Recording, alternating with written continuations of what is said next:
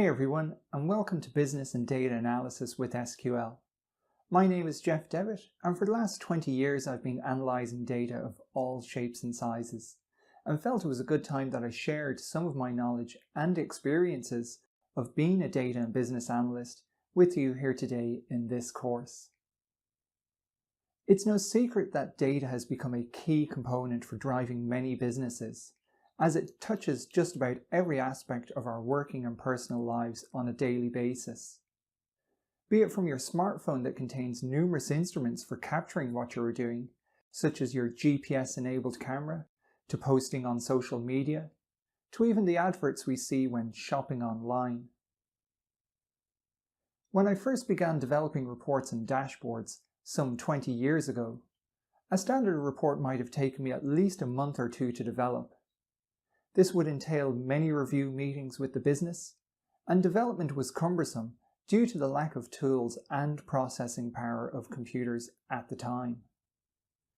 Fast forward to today, and the same projects can be achieved in days, if not hours, and even in some cases, I've been able to produce reports during an initial kick-off meeting with the business.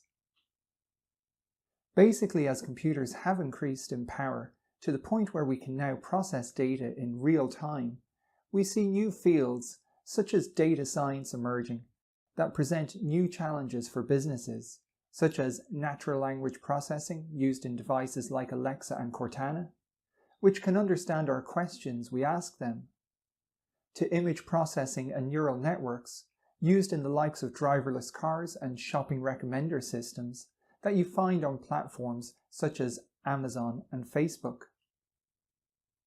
Reporting tools have pretty much become commonplace in most organizations, and not just limited to data analysis.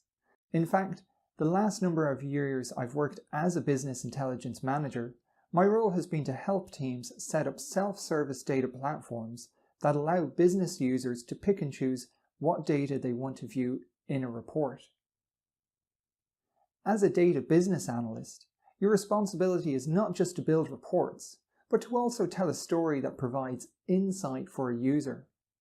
In other words, you are really acting as a consultant to the data warehouse to identify for a business just what data is readily available for them to analyse, and to make connections between new data sources that are coming into a data warehouse with existing data sources.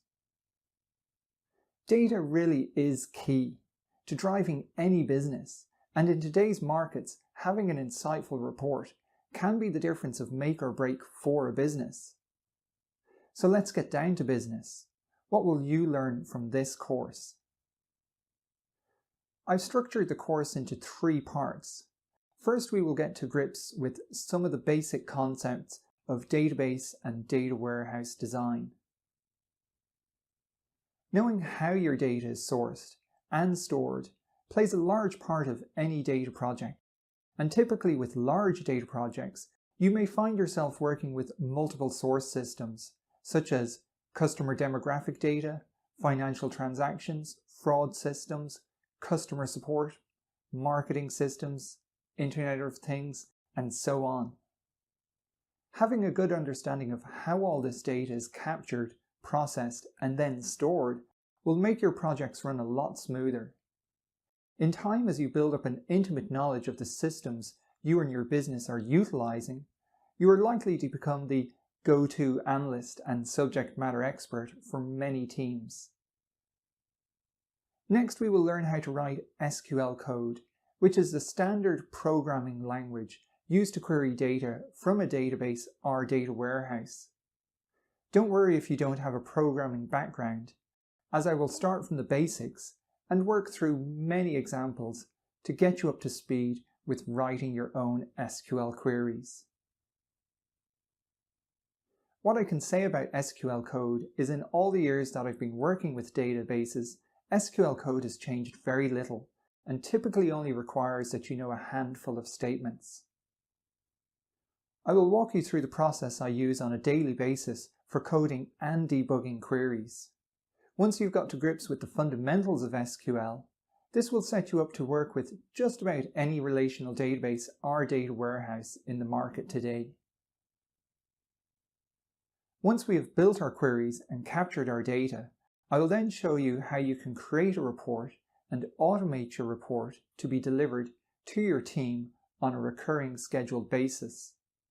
And finally, I will also provide you with some of the soft skills I've developed to help you with project management and requirements elicitation to ensure that you manage and deliver your projects on time. I hope you enjoy this course as much as I've enjoyed writing it, and please, if you have any questions, be sure to post your comments and remarks in the feedback area, and I will get back to you as quickly as I can. So let's get started by first getting you set up with your own database development environment, which we will be referring to when we start writing our SQL code. That's all for this section, and I'll see you in the next section.